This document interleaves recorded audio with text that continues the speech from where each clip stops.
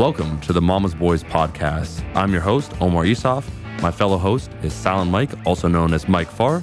We have merchandise available for Mama's Boys podcast at mamasboyspodcast.com, as well as you can sign up for our Patreon, where we give exclusive bonus episodes and other content on there. You can find that as well on mamasboyspodcast.com.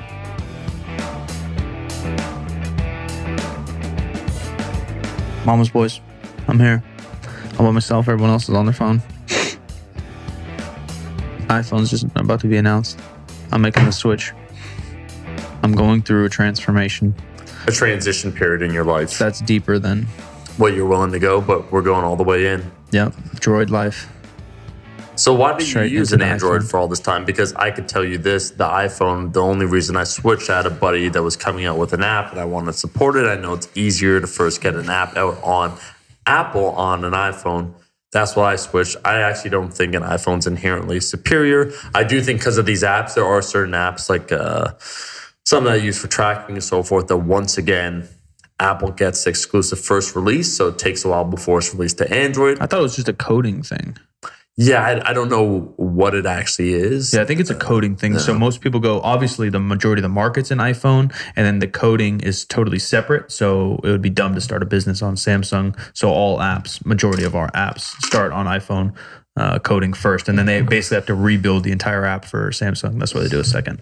You know, I just don't hate I just don't like the hipster culture of Apple. And what I mean is that cult of personality that I talked about before, where people inherently, if you're to ask them to try and explain why it's better, but then if you're to try and take a look at the UX, like the way it's designed, I think people have bought into the hype more than to maybe the utility of it. And they haven't tried a Samsung. What's that? They haven't tried a Droid. They just talk shit on Droids. Yeah. Because I can tell you that, like, I actually used Droids all my life until switching over to this one iPhone that I bought.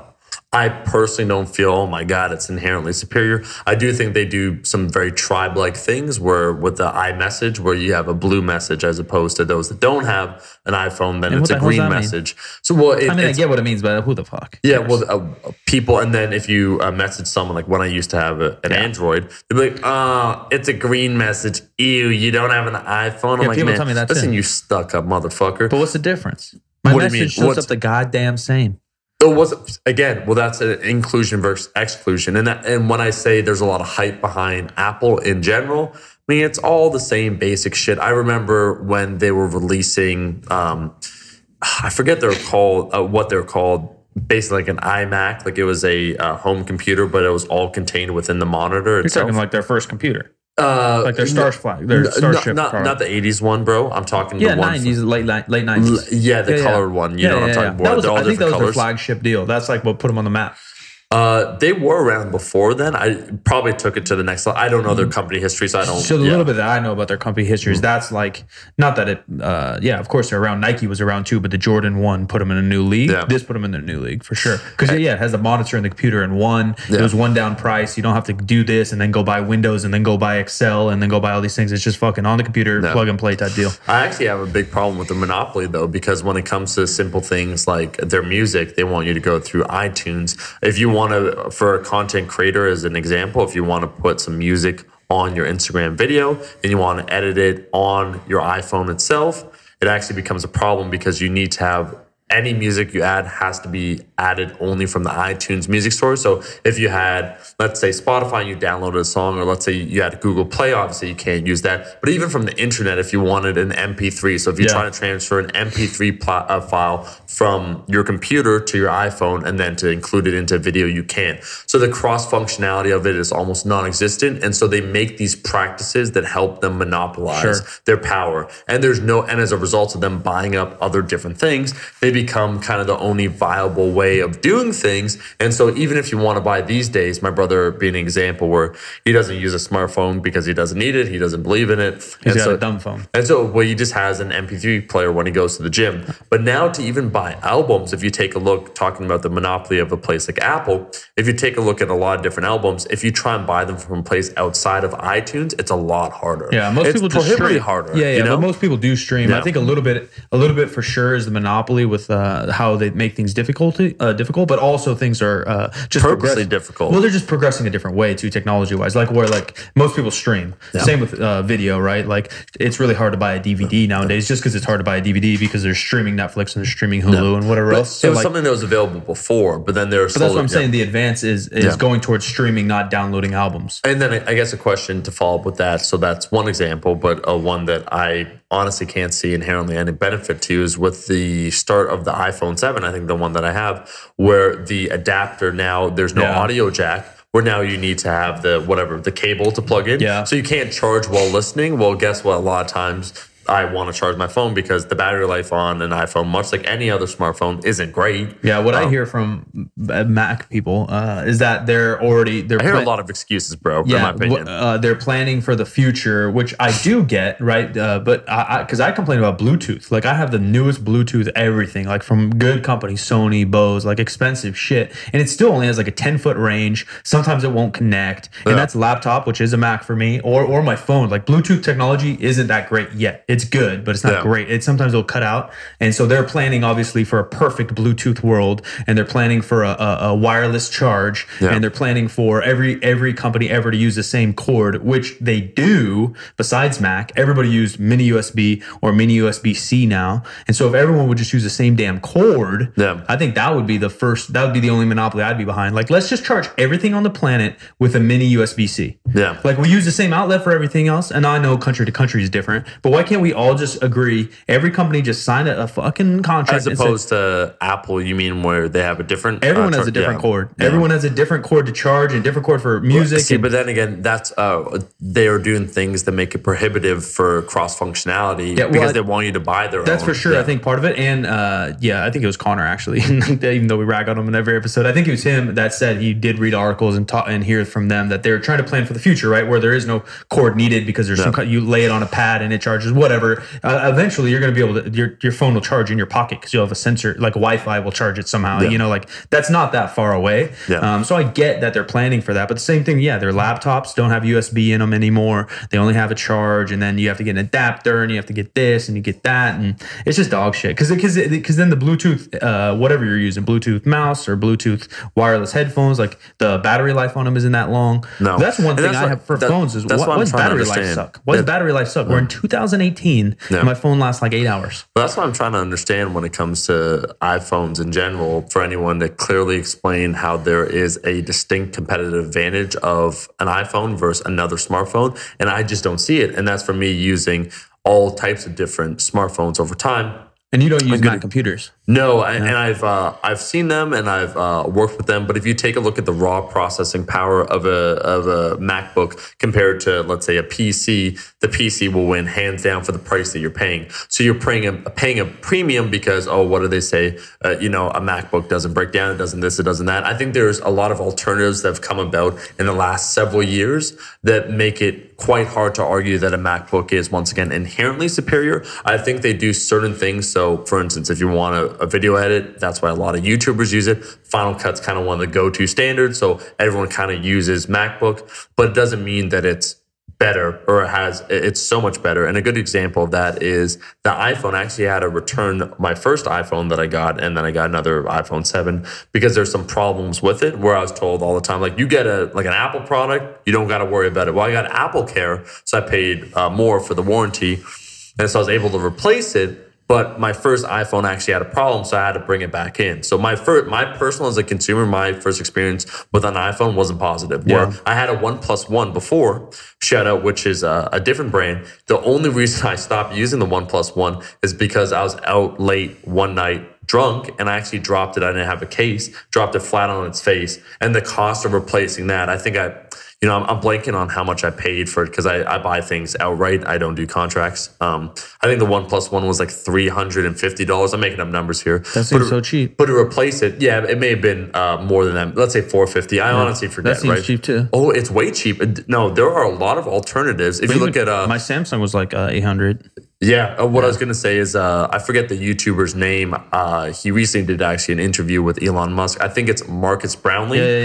Yeah, where he does different reviews. So I'll check them out because obviously I don't want to take the time, hours to research these things. That's why we go to trusted sources. And he does seem like someone who is reputable and it takes the time to review them. He actually was the one that hit me to the original OnePlus One, where it was a lot cheaper. It does all the same things. The camera was actually quite good. I just didn't buy a protective case. And because it's more rare, when it does break, to replace the screen would be, I think it was like $250. So I'm like, well, all right, well, let me move on. And again, at that time, my buddy was coming out with that app. Yeah. But my personal experience, and from having people that have used MacBooks, I've seen them all my life. And my brother's best friend, he was using that colorful iMac, the one that had the all-in-one where it's a monitor and a computer at the same time.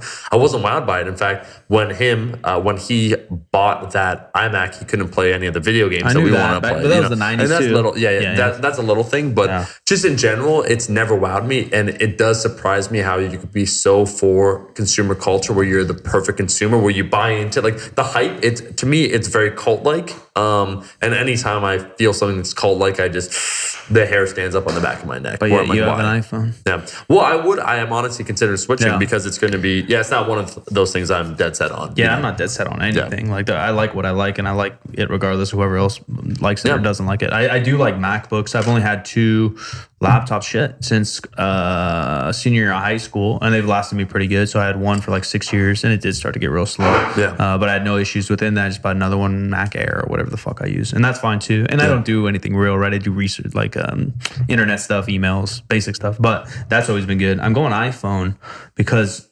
another coding deal. Like something happens when you upload a picture or video from a Droid to Instagram, it looks whack. Yeah. And then because of the kind of the culty deal, also to text videos or text any files. If me and Connor are shooting content or something, or me and anybody, and you're airdrop. You can't airdrop, and even a text shows up fuzzy. You lose a bunch of quality, which is just so annoying. Well, it's one of those things. I think actually the Samsung Galaxy, it has a feature where you can literally just tap and it transfers, as opposed to the airdrop to another Galaxy. But you need another Galaxy. So the biggest advantage, and that's why I do describe it as cult-like, is the buying power of a larger consumer base is a differential advantage. That is something they have. So because I'm making up, in America, they have 100 million users. Well, 100 million Apple users versus 20 million Samsung. I'm just making up random numbers. A lot of their functionality, the benefit comes in having larger numbers. So now everyone airdrops, right? Yeah. Versus, you have a Samsung, you need to find someone else that has a Samsung. I had a OnePlus One. The screen breaks. It's a lot harder to replace that screen.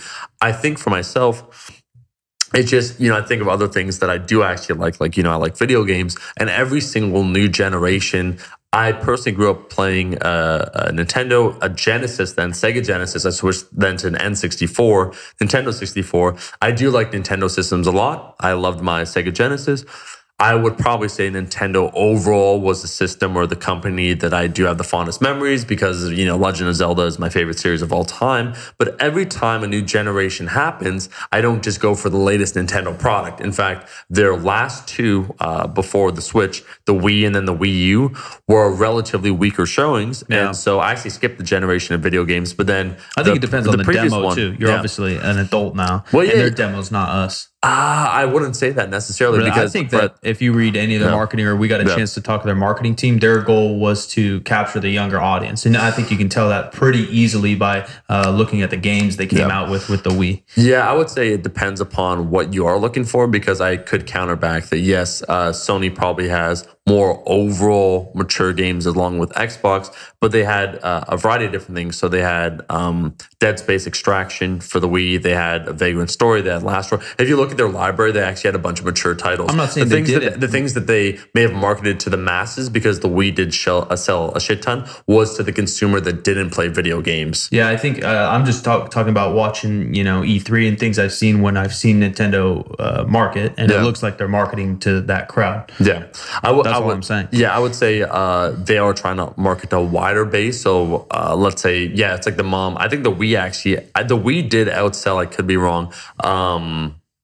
Would that be the PS3? I don't know. I don't know when the Wii U or whatever came out. Yeah, actually, I think the Wii U was a competitor with the PS3 and with the Xbox 360, and actually outsold both of them. So I get what you're saying, but the Nintendo Switch is an example where I bought the Nintendo Switch this year because there's a lot of great indie titles that are, you know, more mature, adult oriented, that they're porting from the PC and so forth, and the portability is just really good. Where games like Dead Cells, and so. I bought a Nintendo Switch again, so a Nintendo product, and I do also have a PS4, but I didn't just go out of my way immediately to buy a Nintendo system. Well, I would describe myself as a fan of Nintendo, and I think just consumers overall have to be a little bit more wary of buying into one company all the time. And I see that with Apple users. Like once you go Apple, it's like, oh my God, I want Apple, and like just I think people are swayed by simpler things than they're willing to admit, such as the clickiness of it, the even look of it. It's supposed to be user friendly though. That's part of what they made to do with the iPhone. Yeah, they say the UX. For myself, I mean, I do have some developer friends, and one of the ones that's notoriously terrible when it comes to an app would actually be Snapchat.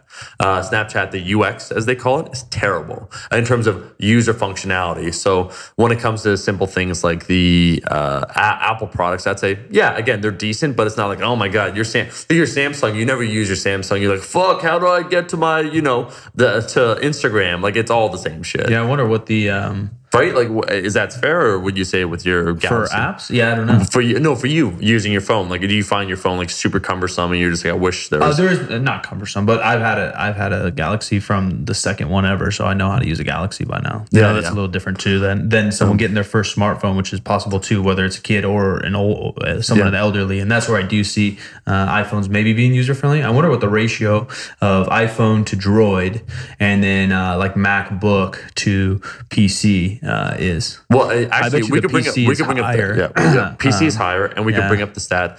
Android overall actually has more users than iPhone, but Apple's one product, whereas Android has a lot of different. So you have LG. Are you sure Android has more? Connor. No, he's busy. I don't think they do have more. I might be wrong, and it doesn't really matter. But I think the interesting fact is I do think it's culty, but I don't think it's that culty where it leaks in, because I'd imagine there's more PCs than MacBooks out there. But in my head, there's more iPhones than there are Android users. Yeah. And I know Android is an operating system, not a phone company. Yeah, it's not a phone company. I understand that completely. Yeah, I would say just taking a look right now. Here we go. Yeah, in terms of market share, it's interesting to me. Just overall, that conversation, though, you're right, where Apple is one company and Android is just an operating platform. I have a feeling there's more iPhone users. Yeah, so I guess worldwide in US would matter too, because I don't know what Mac does in Europe and whatever, but I'm talking US. Yeah.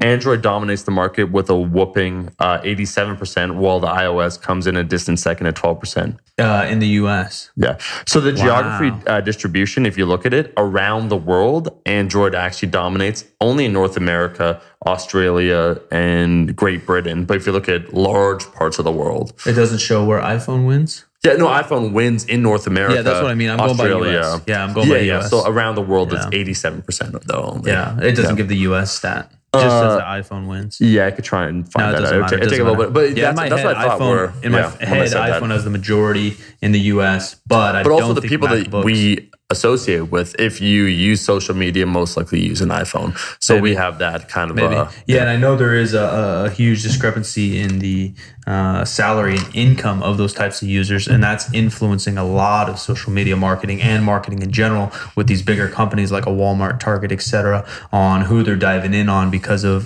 who uses iPhones or potentially uses Androids. Yeah, because that's the direct right. How do you market to people nowadays? Whatever the hell's in their face, and what's in their face? 20 hours a week is their phone, and so you can start to get a lot of information from the type of person that might have a phone, because I do think it's a lower tax bracket that often has Androids. Yeah, I think it depends. I think there are totally a lot of different factors when it comes to that. I just think it's interesting when we talk about phones, and for a lot of different services or products. If you're to name a car, you could probably name 4 different car companies, right, off the top of your head. Sure. Right, like easily. And which one dominates the most? It's like, well, you got this one, you got that one. There's a certain split, and there's a lot of different manufacturers. When we look at phones, there's Apple, and then what? Yeah. Samsung. Yeah, I mean, I know a bunch, but actually, but most people don't. Yeah. LG, Samsung. Yeah, so it is surprising. Any time that there's a singular monopoly developing in general, I mean, Microsoft had the same accusations when it came to Windows and so forth.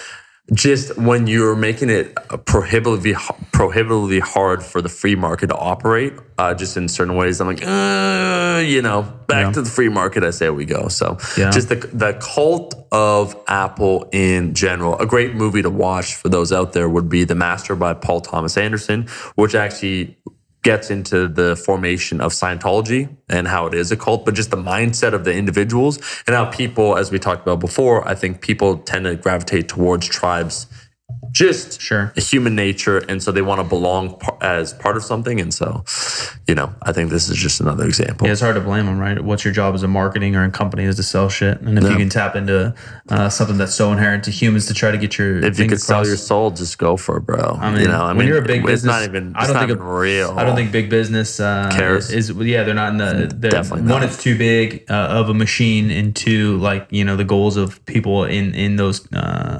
groups is not to worry about morality or souls, is to worry about numbers and what's the best way to boost those numbers, dig into human nature. Do you think that's a good thing?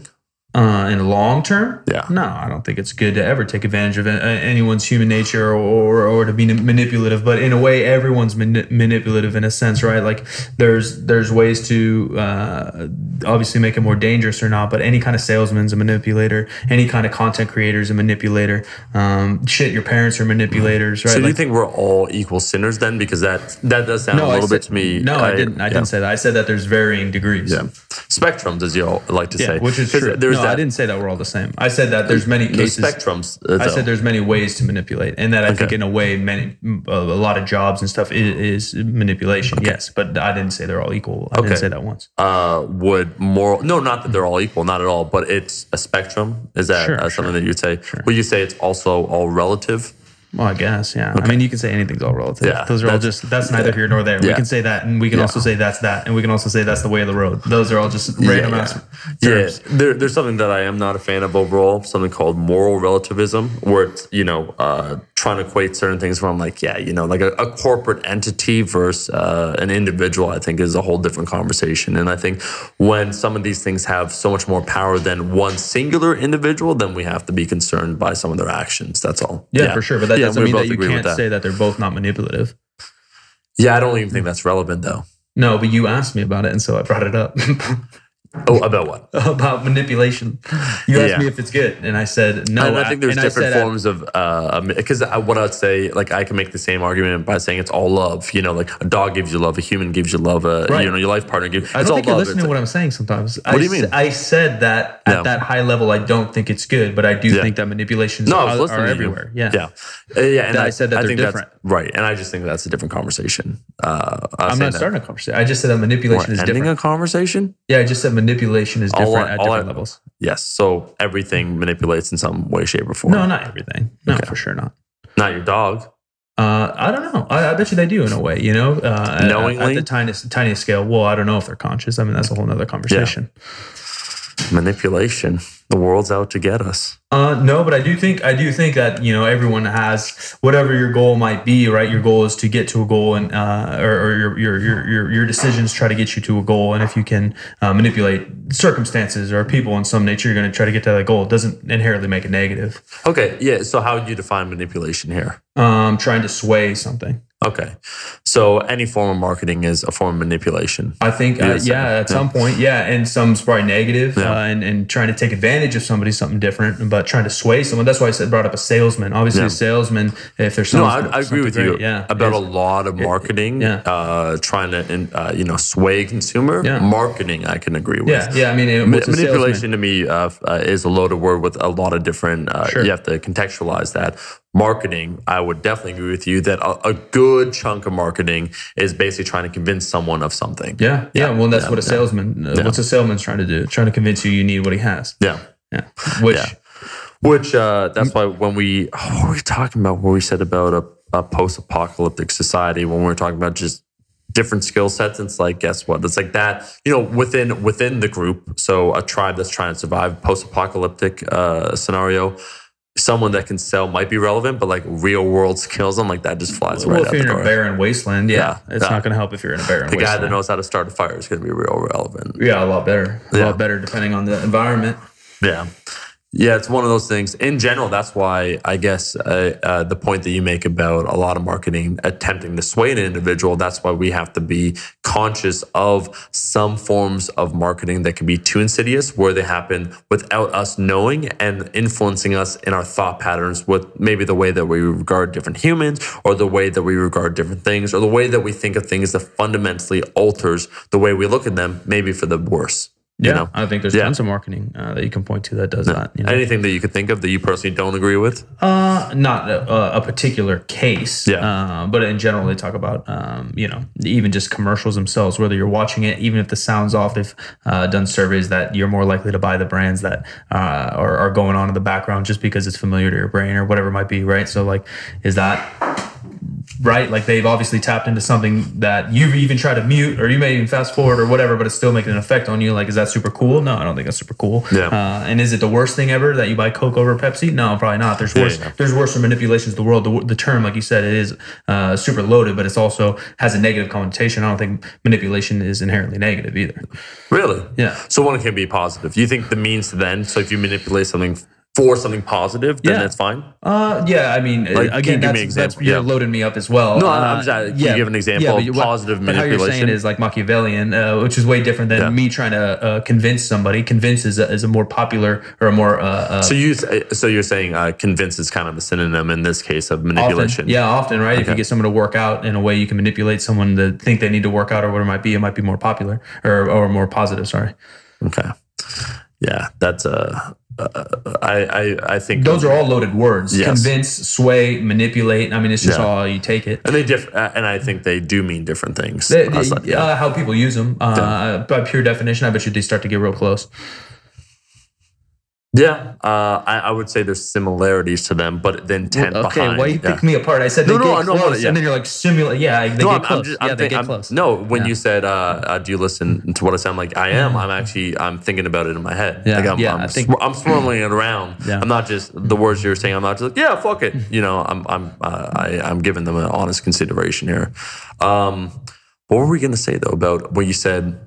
Marketing, you said manipulation, things that we might not agree with. Oh, negative marketing?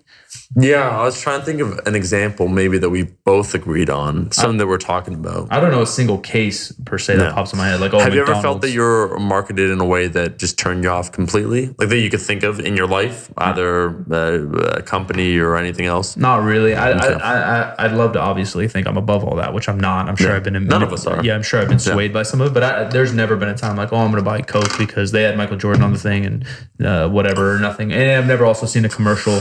I just don't take shit as serious as other people, and whether that's right or wrong, whatever, I just don't. I don't see something, and even if they make a political or non-statement, I'm not saying fuck that company or I'm all for that company. It's not going to sway me so passionately either way. No, it's very hard where they talk about something called implicit bias, where we're just not aware of it, the way that we act or the way that we think, or the way, as you would say, we've been swayed. What do you think about the word then propaganda? As another potential synonym for manipulation or it is because so propaganda for me definitely has a negative connotation behind it, right? Where propaganda, you are intentionally trying to alter the way someone else thinks, or they view something, through disseminating either false information or a certain way. And I think actually largely today, in certain ways, in certain cases, things that we're led to believe, either it's ingrained by the way that we grow up to think a certain way. So we could think of a society or a tribe making us think a certain thing is acceptable, and then the way that we regard it when we're separated from that, when we can think our own thoughts, is completely different. So I think it's an interesting conversation overall, why we think the things that we think, whether obviously they come from us or whether we've been so heavily influenced that it's inherently something that we think, but we don't recognize it's a thought planted into us. Yeah, I think sadly, probably, and nowadays, first world America, a lot of your thoughts have been influenced by something. Very, very few are just natural human thoughts that we're having based on even the human interaction. Even the human interaction, sure, that forms us to some extent, parents and friends and community or whatever. But yeah, outside influence is insanely high nowadays. No, it's actually, and then another conversation that gets wild. I don't know if I necessarily agree with it. I need to read a lot more before forming an actual opinion, because much better thinkers than myself have talked about it from a philosophical perspective, but then also when it comes to science, is just the concept of free will in general, right? Whether or not it exists. And the book that I was reading recently, which honestly I didn't like the prose overall or the way it was structured, but I appreciate some of the thoughts. Homo Deus, it's the writer that wrote Homo Sapiens, which was about the origin of humanity, and then his follow-up book, Homo Deus, is about the future of humanity. So like nanotechnology, androids, AI, all those sorts of things. But one of the things that he was saying is that there's a little bit more research that shows like what is consciousness in the first place, or what is free will. And one of his arguments that he was making is that he believes with some of the currently available research that our concept of free will is actually non-existent, that we're so influenced by things. It's all different biological impulses that we have. Yeah, I've read none of us, article on that. Yeah. And I think he's not alone either. I think there's a good group of philosophers, and again, people way smarter than me that think that free will's maybe not never been a thing, but is a lot actually different than what we think it is. Traditionally think you could do anything you want. I personally believe right now that we have some amount of free will. I don't think we have the amount of free will that we personally think. Yeah, even like little things, right? Like I don't know what the hell they all talk about because they go way more in depth than us. But like habits, right? Like habits are almost the first layer of stopping your free will. Although sure you can change habits, but that's like the speed bump into the wall that may or may not be free will. And it's crazy where they were measuring. I don't want to butcher this because I need to refresh myself. But in that book, I think one of the experiments that's kind of scary when you think about it is that different parts of your brain will light up. So if you're asked a question and then before you're able to come up with a response and know what your response will be, they can like read it. Your brain has already figured it out before, and then the thought comes into your consciousness. So it's already figured it out. So a random question, I don't know if this was one of the questions, but as a hypothetical example, let's just say like, how does blue make you feel, right? And before you can think happy, your brain has already figured it out. And so that area of your brain, if they wired up to different nodes on your brain, they can actually get your response before you know your own response. Yeah, which makes us a lot more like computers and a lot less like humans, right? I mean, that literally sounds like your brain is you're plugging it in, and then your brain's giving you an out, literally just like a computer. Yeah, well, it's a wild conversation too. And again, when it comes to neuroscience, we're barely scratching the surface. So we don't know what we don't know, but one of the cool things, it seems like one of the theories put forth once again is that just consciousness, us thinking what we think is actually, it might just be something that happens as a byproduct of increasing brain size and all these other things that inherently, like the question of consciousness, is it, intentional? Is there any function to it, or is it something that just then occurs and you mean as a result of evolution? Yeah. You wonder too, crazy questions. You wonder if but then our ceiling is that free will or whatever, right? Yeah. What if a dog thinks it's self-aware? So a dog knows like food, stay safe, compassion maybe, but then its ceiling is the same, but they could think they're conscious too. Yeah. Just because you can look inside like I'm a human or I'm Mike or I'm this thing doesn't mean that you're actually free-willed. Inherently. An interesting whole thought too is that's why Neil deGrasse Tyson will often say this. I do think there's a base level of competence that a human would be able to be differentiated from someone like an ant. But he said how we view ants as humans might be how aliens with how advanced they are might view humans. And I understand that we're so primitive in our thoughts and so forth that we can't even comprehend anything that they would try and say. But one of the questions I had with the movie, did you see The Arrival?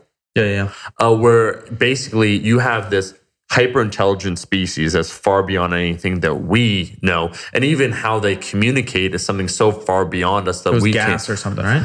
Yeah, they're like ink, but the way they do it's all at once, and time's part of their language, which is they're all crazy concepts. But the way that I thought about it, I'm like, wait a second. It's like, can we in ways communicate with lesser intelligent beings here already? So like a dog. Yeah. And like, does a dog know? It's like, you are a human. It's like, no, it's like, but does the dog know? It's like, this is food, this is this is that. It's like, we can't explain certain things to it. And so in that sci-fi movie, which is a cool concept. Do you think we explain things to dog, or we just build? No, they know enough though where we could point, right? And by us pointing, it's like, there's something. It's like, oh, there's something. But that's only through training too. Like that's not inherent in either of us. Like that, if you take a wild dog, they can't do that. You have to train them to do that. Like I don't think they know food. No. They know a symbol, right? Like what's the experiment with the bell? They could sense food though, or they could sense like if you point, if they sense danger, if you all of a sudden seem tense, they could read that, right? Yeah, so just like basic things like that where you can communicate. So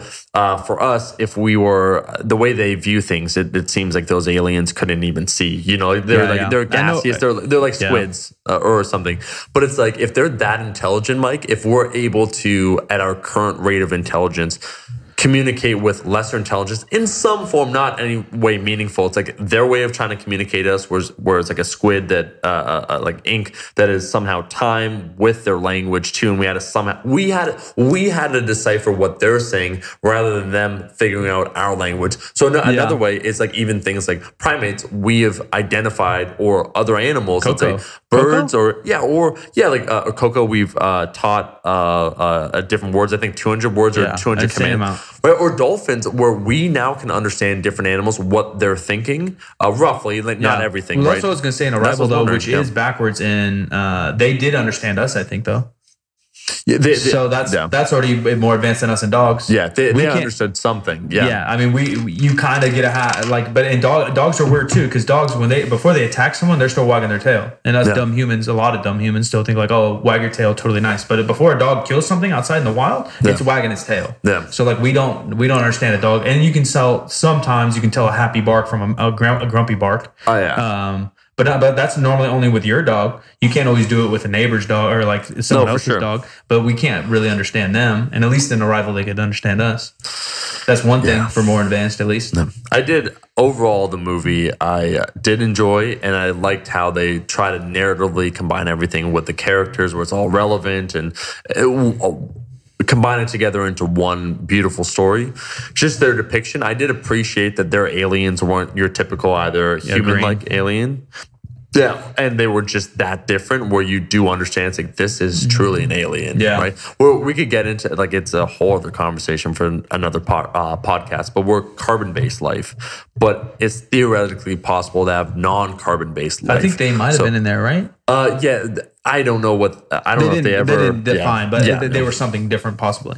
Yeah, so like, if you think of non-carbon based life, if we try to exist in their environment, obviously it'd be extremely toxic for us, right? And that's what maybe makes me think that they were non-carbon based, because they didn't want to leave their ship.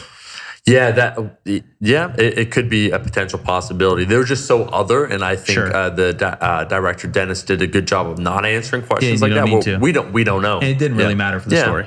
Yeah, just experiencing that other alien-like, and if that is true, the fact that how would life form that's non-carbon based? How would it even evolve? How would it even think? Just crazy concept. Yeah. If you think about how much our morality has depended upon our environment, the way that humans have evolved, how we regard things, the necessity of certain things, when we look at different cultures around the world, just the diversity of thought when it comes to cultures, and we're all on the same planet, then you extrapolate that over a different planet with a different geography, different environment, different conditions, how life arises. Just even take a look at some evolution when we talk about, spiders, or let's say the female being the dominant sex that then kills the male when it comes to simple things like, spiders being a good example. Where imagine that we came from. Imagine we came from a. We evolved from something where that happens still. And then just the way we would regard things, just completely different. Well, and completely you just erase everything. Yeah, or you can't. You wouldn't be able to compare anything that we know. And even if you compare us from animal to animal to animal, you can't even like, sure, there's some commonalities between us from a fucking lion or something, but like how they're set up and we set up are way different. Or animal, or the lion's a bad example because they have a little pride they hang out with, but there's plenty of animals like, they're a solo, and plenty of animals that mate with the same dude, plenty of animals that mate with 1,000 people, like, it's also different. Yeah, just think about this, is like, how would the dynamics of humans change dramatically if instead of having one kid at a time, every single time that children were born, it was like 10 kids at once. You know what I mean? Like, just like a dog. How would that change? Like, each human would be less important. Like, just from that simple example, well, our whole society would be different because of money and who knows what needs. It'd be you wild. change one variable like that and everything changes. And it's kind of a small one because what's the most kids someone's had? They've had like 10. I think they've had something. Once? Yeah. They've had something crazy like once ever. I think it was above 6. Yeah, that's fucked. Imagine if that was the norm. Fuck me. Yeah. That poor lady. I can't. They say one kid is like 8 pounds. Yeah. But they say like a lady having a kid is like a dude taking a softball through the pee hole or something, right? I can't even imagine. I can't even imagine 12 softballs through your stomach, and they're the first one's probably the worst. But they're all trying to get out at the same time. Yeah, they're all trying to get out. I mean, obviously, it is probably C-section. They probably had to cut her stomach open. But imagine that stomach. Yeah, if they're all 8 pounds or whatever, they're probably not. Oh, it's a crazy concept. They're probably smaller because they're probably not as like healthy. 5 pounds, but still, 5 times 12. That's 60 pounds. Each of them being born healthy too. That is kind of a miracle where you consider they're all floating around in there, like bumping heads and stuff. Like, ooh. What's the lottery chance to have that sperm do all that? I don't know. 1 in a goddamn unheard. That lady probably won the lottery too. She's probably a trillionaire. She's going to need it. You know, they used to say in the line, it's like, now we're on cloud 9 or whatever, where, you know, it's a story. And then they would ask you, like, how do you feel after that? It's like, it's such a blessing. I'm like, well, you're probably with 8 kids, I think you'd have some inkling. 2 or 3 kids, you still would know when you do the ultrasound. But let's just say back in the day where you didn't have access to that. So you think you're going to have one kid? You're trying to feel heads just through your skin. You're just trying to feel heads and you feel lumps. You probably thought an alien. Those people were probably killed. They probably thought they had witches in them. Bro, you think you're going to have 1 kid and then you have 6 kids? You're like getting ready. You got a normal job, like wife and husband. They have like, you know, a job. They make $100,000 collectively a year. They're like, all right, we got like this 1 bed for this 1 kid, and then 6 pop out. And you're like, oh, fuck. Even just having 6 kids not at the same time, which was kind of more the norm in the mid-1900s for some reason. That seems like such a wild. Like my dad had 6 sisters. That's a fucking zoo. Yeah. No thanks, dude. Mouths to feed. Kids going to school. I don't think they all went to college. Imagine what they all went to college at like a private school. That's what, $40,000 a year times 6 times 4. Ooh. Just simply put, Mike, I think you can't pay obviously as much attention to each individual child. So the quality of parenting has to go down. Maybe. You know, like I'm not being rude when I say that, but I know families, as an example, my mom's side of the family where I think there's 13 or 14 brothers and sisters. That's a lot. Like at that amount, you know, everyone turned out fine, but just thinking about that, that's what I was going to say. Imagine you had 1 kid versus 14 kids. Yeah, but I wonder which one is more like natural or normal. You know, like having 1 kid and that kid getting so much goddamn attention probably turns them into the generation we don't like right now. I don't think you're wrong. Yeah, obviously I'm fucking foul swiping, generalizing this thing. Yeah. But there's definitely probably research about like 1 kid versus 3 kids. And 13. I think 1 kid's a bad number personally. I think 2 is the minimum. 13 could be cool too, though, right?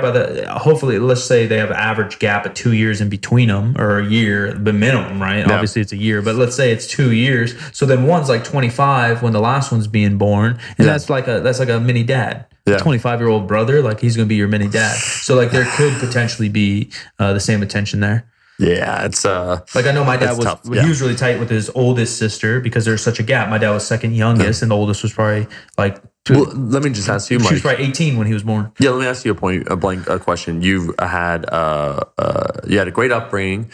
Yeah. If you think your parents had, I know your parents are phenomenal, but if you could have had 7 brothers and sisters, do you think you would have gotten the same experience No, obviously, I know that's hard to evaluate. Well, obviously, you don't get the same experience. What I'm saying is that that not same experience maybe isn't a negative. Yeah. Maybe kids are supposed to have more time alone, or more time with more kids. Very valid. And if you have a bunch of, if you have 17 kids running around at different ages, that teaches a 6-year-old how to act with an 18-year-old and a 20-year-old and your parents. Yeah. Rather than if it's just you, all you know how to do is act with your parents and then kids your age because of school. So you don't know how to act with that middle range. You know, it's phenomenal. You know, it's fascinating that I noticed. Phenomenal. I don't know why I was going to say that word, is the hierarchy that develops with that amount of kids. You see that where there's a hierarchy between the children. So no longer is there a hierarchy between parent to kids. Within the kids, then there's the adult kids, like the older kids. They clearly, and so the hierarchy of looking up to the the brother or sister older than you becomes far more important. And I think that could be a positive because both ways. One, the kid can get some attention again from a bigger gap. One brother's 5 and the other one's 17. He's a senior in high school, and then it puts responsibility. Hopefully, if things are again kind of taught right, and there's some individuality to it beyond just how you're parented, but then it puts some responsibility on that 17-year-old to not be a fuck up, to be a good role model for the younger ones. So it puts maybe good pressure and good experiences on both too. I mean, what the hell do I know? But that's how it works in my head. No, we both don't have kids right now. I don't know. I think those are valid points that you brought up. Yeah, I'm not having kids, so I don't know. Yeah, I know you said that. That's a whole can. What's funny is I think this is a testament to us. I think we could just talk and talk and talk where there's like, a big conversation. A question that I want to know with you, obviously, is what made you decide definitely on not having kids? Not definitely. It's not like I chopped anything off. If it was definite, right? But there's been no mega calling for me to have one so far, and never. It's not what I've seen in my future. You know, I see caring for many of people, whether that be through whatever it might be, and it's not just for sitting down in a home and having my own. Yeah. So that's the extent of. Yeah. It's not because I hate kids, and it's not. There's no like, I had a bad experience with a kid, or my parents were so bad, so I don't want to raise a kid and make them a piece of shit. There's nothing tied to it at all. Nothing tied to it. But I think I'm pretty like strong in who I am. And just for me, I don't think it's the road. I do think it's a little weird when some people say that they find kids like disturbing. You know what I mean? Where they're like, oh my God, like you could say they're annoying because obviously they don't listen to you. Like I understand that. But where people get just turned off at kids, where they see kids, I'm like, what? I'm like, you could look at a dog, which this thing is like subservient to you. Like it just wants to love you. And you're like, oh my God, that thing is so cute. And then you see like a 3-year-old running around and like, that killer with fire. Like, I don't want I'm like, all right. Like, I think not, like, as you said, not wanting to have kids, cool, like that totally. And I was around a good amount of kids too. It's different too. I think those people that you're talking about probably haven't been around kids. Same reason that some people are like that with dogs, because they've never been around dogs. I think as a creature and it's going to bite them. Oh, bro! But I've been around a lot of kids. Like, and kids like me just fine. I like kids just fine. That's the quote of this podcast. Kids like me just fine. Because you can go some weird with the fucking weirdos listening. That's why kids like me just fine. I like them just fine. It's just a mutual fineness. Yeah, everything's fine, bro. Yeah, it's okay. It's all fine.